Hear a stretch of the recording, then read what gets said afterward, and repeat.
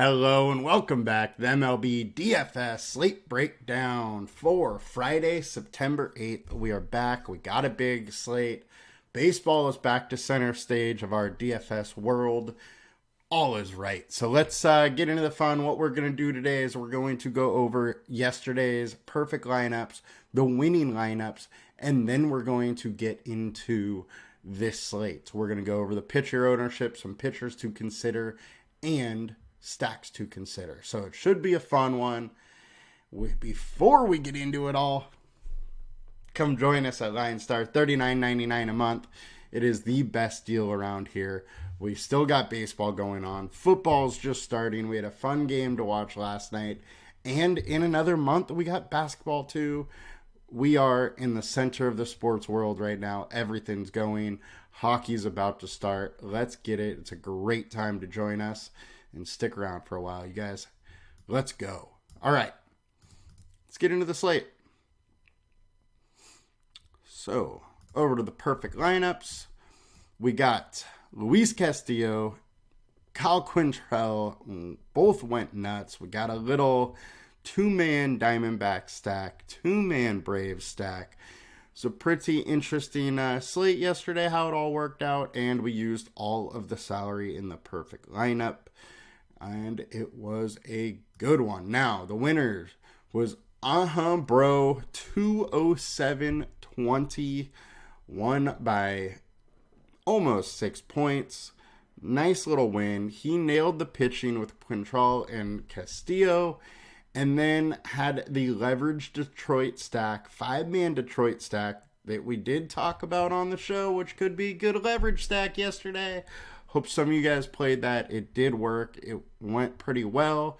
And then he had a 2-man Dodger stack and an Arizona player to boot. So nice 5-2-1, which we have seen since doing these breakdowns. That is probably the most common winning lineup construction. Now let's jump over to FanDuel. Maybe.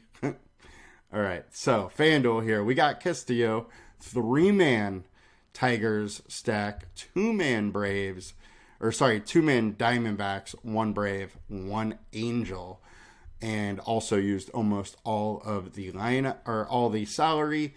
And the winner went to Suerte 88, 284.6. Had Castillo, 4-man Dodgers, 2-man Tigers, 2-man Braves got it done.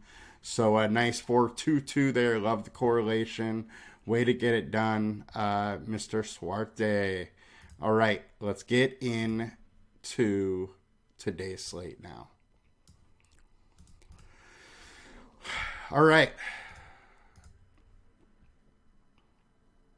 So, pitching ownership for this morning. It looks like Kikuchi is the highest owned, coming in right around 38% owned. You know, I think he's in a decent spot here. LineStar doesn't love it. 1.8x, 14.8 projection. But he's been pitching really, really well lately. 2.16 FIP, 28% K rate versus 3.8 FIP over his last 20 and 26% K rate. Kikuchi is a guy that Kevin Gausman says has the best stuff on the team. He's just a little more inconsistent than some of the other guys, but it seems like he has figured out some consistency here. You know, it's been like 8 starts straight where he's done decently or pretty well. No real blow-up games for a while. I like Kikuchi here. I don't absolutely love him due to the ownership, but he's in a good spot. I don't mind going up against this Royals lineup. However, the Royals lineup is much better versus lefties. 193 ISO. 345 WOBA. Those are solid numbers. He is at home. Run total's a little higher than I would like, but a nice almost 25% combined K rate at 8,200 is pretty nice. Senega, 10K, 1.x. Senega is another guy that has really came on down the stretch.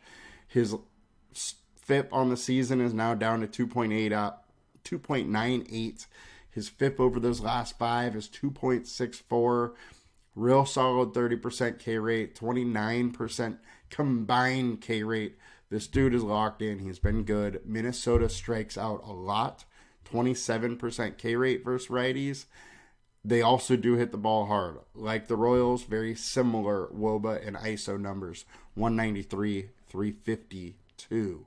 So, this is one that could go either way, just like Kikuchi, where he could miss, both guys could miss some bats, or these teams that do hit fairly well versus that side could get to it. I think this is likely why LineStar has both of them right around that 1.8x and not the 2+ that we're really usually looking for in our pitchers.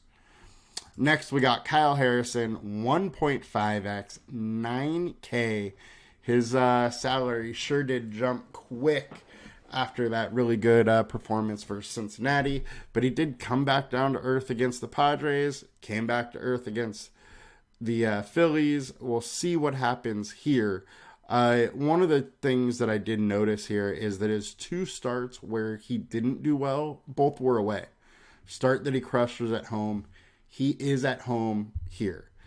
I do like his outlook. I like it much more than LineStar does, personally. Colorado strikes out 24.5%. ISO's low. They're not a great offense. They are okay. But with his K upside that we've seen when he's been on, I think he's interesting. We got a 29% combined K rate on him, which is a solid spot for 9K. I do wish there was less ownership because we have such a small sample size. That K rate could go down. A lot of things could change with him. But, he's someone to consider. He's interesting. Just don't like the projection on him. All right, Jordan Montgomery, 9.4K, 1.5x. He's been really good lately. FIP of 3.05 over the last 5. The K rate is much lower than you'd really like to see at this price point, but he is versus the A's, who we love to go against. 2.92 WOBA, 0.14 ISO versus lefties, so he is in a decent spot. I don't mind it due to the fact he's playing the Angels, and he is a little bit lower owned. Logan Allen is an interesting one. Not getting a ton of ownership. This Angels offense, not sure if Ohtani is going to be back in the lineup. Trout obviously is gone. This offense is reeling a little bit. They do have some hitters, but they're not good versus lefties. 278 WOBA versus lefties. 115 ISO. I think Allen... And they strike out a lot. 27% K rate. Allen could have one of his ceiling games here today. So I think he is interesting in that aspect. He is absolutely a little bit risky, though. Severino finally had a couple good games, and now he's facing the Brewers, who aren't great versus righties. Severino is way better at home. He is at home today. 87% more fantasy points at home. I think he's a little interesting because he's only 5.5K. Hunter Brown, I think Yuri Perez, Hunter Brown. I don't love either of them. I think they are cheap enough, but Perez, I don't think really has the leash. I don't think he's going to have the pitch count really that makes him a real GPP contender. Blake Snell's getting no ownership, so he's obviously interesting based on that aspect. It's a real tough matchup for him in my mind. I think Houston profiles very well versus him. They hit lefties hard. They like to walk a lot. He has 5.1 walks per 9. So it could go badly quick for Snell, but he is a very, very good pitcher. And he has a 3.7 FIP over his last 5 with that elevated walk rate. 3.06 over the last 20 with that elevated walk rate. He seems to make it work. It's just a very dangerous game to play when it comes to a very good hitting team that's hitting well right now. Kyle Bradish is another one you got to bring up. All right, super good hitting weather in Boston today. 2.0x. So LineStar is liking him. The projections are liking him. He has been unreal lately. 2.27 FIP, 29% K rate over his last 5. With that being said, he has faced some teams that do strike out a lot, but 3.1 FIP over his last 20, 25% K rate over that time. He is in an interesting spot. Nobody's going to go there because the 10.5 game total. But I do think you could do worse than going to him. Excuse me. I think he's in a decent spot here. You know, this Boston lineup does profile well. They hit righties very, very hard. But he's been good this season, and especially lately. Do have to bring up his one game that he had here in April 25th versus Boston. He was only able to make it 2.1 innings, 87 pitches, gave up 7 runs. Now he's going to Boston. You know, they do profile well versus him, but he has been much better over the second half of the season than he was in the first half, and I think he's interesting. I think that's about it here pitching-wise. It's kind of a rough pitching slate, so let's get over to FanDuel ownership here. So we got Kikuchi, 26% owned, definitely interested there. Senega, 10.8, definitely interested there. I think Harrison at only 18%, 8,600 is very interesting. Jordan Montgomery, I think, is interesting at 10K and 12% owned. It's just the matchup factor there. And then also Logan Allen. We talked about him a little bit. Now, with the Logan Allen play, you're going for one of these ceiling games when he's able to really kind of put it all together and strike a lot of guys out. And this potentially is one of those games. The games that he does well are when he can strike the guys out. So this is absolutely a matchup that he can do that. My one worry, though, is that they do seem to have a little bit of a shorter leash on him and try and keep him in the 80 to low 90 pitch range. And then obviously you got to talk about Blake Snell. I mean, he is Blake Snell and Bradish. Both of them are in okay spots, just game theory wise, as far as no ownership going there, but in tough matchups. But they are two of the better pitchers on the slate. All right. Let's do some stack attack here. Trying to shorten the video a little bit today because I got a lot to cover. Got an NFL video coming out later today for the DFS slate, and should be an interesting one. Week 1 is always interesting. All right. We'll start in the ceiling. The ceiling, because we're here. We got the Atlanta Braves versus Mitch Keller. I don't absolutely love the spot for the Braves today, but they are in. I mean, Keller can give it up occasionally. He's been very good lately. He is a streaky pitcher. When he's good, he's good. When he's bad, he's terrible. But the Braves are an offense that always can go off. Houston. This is one that I think is very interesting. Houston is getting very little ownership. Blake Snell has been amazing all year long, but he walks a lot of guys, lets guys on base, and he can give up some home runs, and Houston has a lot of guys that can hit and hit very well and hit home runs. So I do think Houston is an interesting low-owned stack here. So let's get over to the high-owned. High ownership wise, we got the Dodgers versus Mackenzie Gore. They are one of my favorite stacks today. I do, however, think they are going a little higher owned than they probably should. But with that being said, make no mistakes about it, 56%, that's not scaring me off them whatsoever.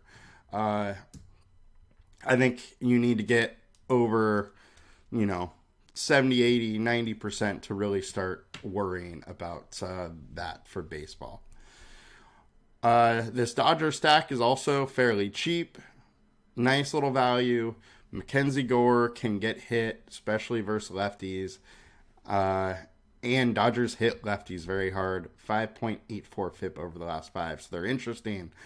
Texas is very interesting today. They are a little more expensive, but Blackburn, isn't great. He's not bad, but Texas is a very good offense. So I think that is interesting. Now, where LineStar is thinking, as far as our highest projected, they're all over the Braves. I mean, Braves can be the highest projected all day long. Now, I think what ends up happening is Baltimore is likely to be the highest owned stack of the day, or at least they would be mine. I think it profiles very well. Super good hitting conditions in Boston. Tanner Hook does not scare me whatsoever. 5.27 FIP over his last 5, 4.4 over his last 20.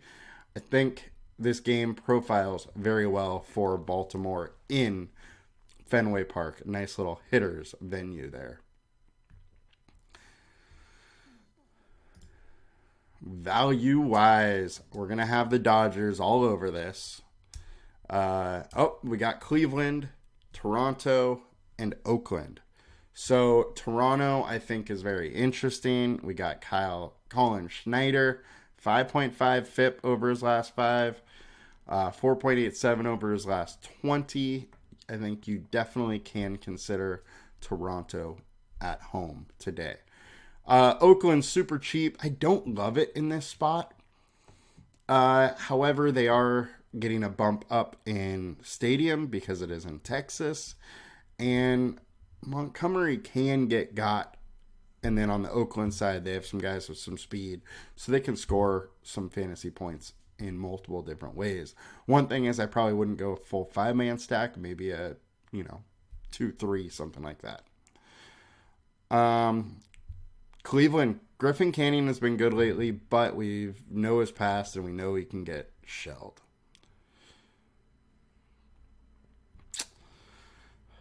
Washington is an interesting one that, nobody's really going to. Emmett Shaheen, 5.59 FIP over his last 5, 5.14 over his last 20. So he's not really a great pitcher.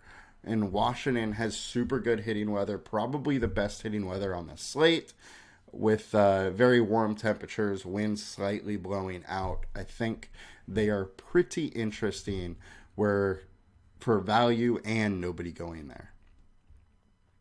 And we already went that ceiling route. We'll hit up the teams button, just see if we're not missing anybody. All right, so Baltimore is the highest implied total.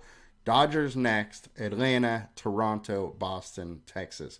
We did not talk about Texas or Boston. I think Boston does make some sense. Really good hitting weather.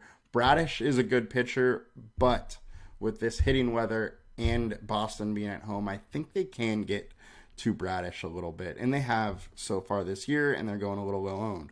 So I think they're interesting.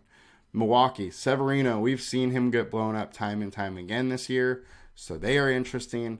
Yankees are very interesting. Colin Ray is not that good. 6.26 FIP, 5.12 over the last 20. But he gives up a lot of hard contact, high average exit velocity.